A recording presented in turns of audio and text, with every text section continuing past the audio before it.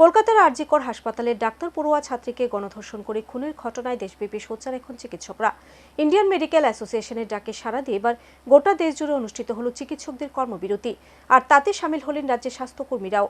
আগরতলা সহ রাজ্যের সর্বত্রই চিকিৎসা কেন্দ্রগুলিতে কর্মবিরতিতে সামিল হয়ে দোষীদের শাস্তি সহ চিকিৎসকদের নিরাপত্তার দাবি জানানো হয়। কলকাতা আরজিকর হাসপাতালে ভাবী চিকিৎসককে যেভাবে গণধর্ষণ করে হত্যা করা হয়েছে, তাতে করে এখন উত্তাল গোটা দেশ।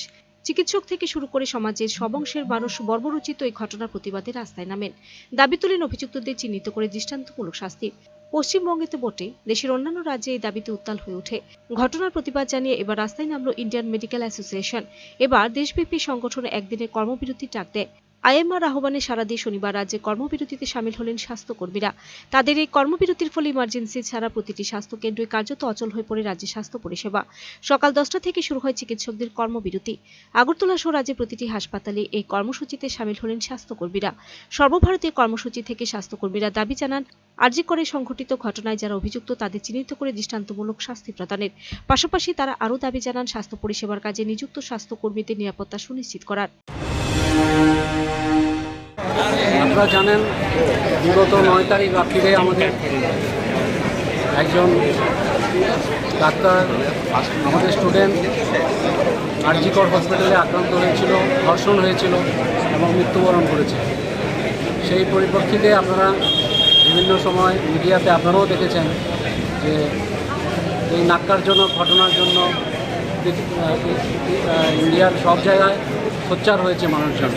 বিভিন্ন মেডিকেল কলেজ, বিভিন্ন সংস্থা এটার বিরুদ্ধে প্রতিবাদ জানিয়েছে।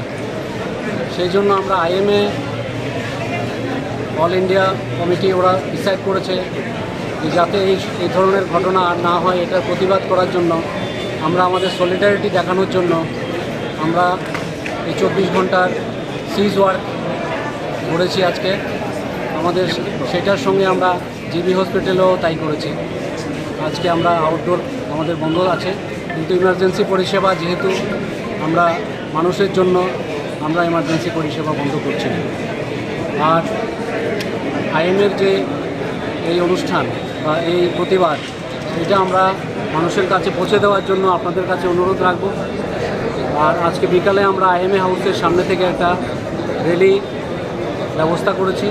সেখানে আমাদের বিভিন্ন সংস্থা, আমাদের স্বাস্থ্যকর্মী, বিভিন্ন প্রাইভেট অ্যাসোসিয়েশন ওরা আমাদের সঙ্গে থাকবে। আমি আবারও আপনাদের সবাইকে ধন্যবাদ জানাবো। আপনাদের আশা করব যে এ ধরনের ঘটনা যাতে আর না হয়। আমরা সবাই একসঙ্গে আছি। আমাদের ডাক্তাররা আক্রান্ত হচ্ছে, আমরা আগেও অনেকবার এই ব্যাপারগুলো নিয়ে অনেকবার ধর্ণা দিয়েছি বা বসেছি, কিন্তু মানুষের আসল কালপিট ধরা পড়ে না। সেই জন্য আমাদের আশা থাকবে আমাদের নিয়ম কানুনগুলো যেটা আমাদের ল আছে, এগুলো যাতে স্ট্রিনজেন্ট হয়, আরও শক্ত হয়। আর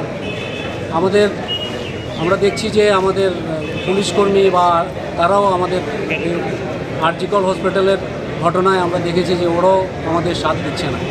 সেই জন্য আমি আবারও বলবো যে আমাদের ত্রিপুরার সরকার যাতে আমাদের কাছে থাকে, আমাদের জনগণ যাতে আমাদের পাশে থাকে, যাতে আমরা সুস্থ পরিষেবা দিতে পারি। এই কর্মসূচি কতদিন চলবে বা কতক্ষণ চলবে? আমরা জিএমসি টিচার্স ফোরাম, আমাদের স্টুডেন্ট ফোরাম, আমাদের আইএমের স্টেট ব্রাঞ্চ, আমরা একসঙ্গে মিলে, প্লাস আমাদের স্বাস্থ্যকর্মীরা, বিভিন্ন অংশের লোকরা আমাদের সঙ্গে আছে। এই কর্মসূচিটা কতক্ষণ চলবে? কতক্ষণ? আমরা 24 ঘন্টার জন্য এই সিজ ওয়ার্ক থাকছে। Bureau report, search India.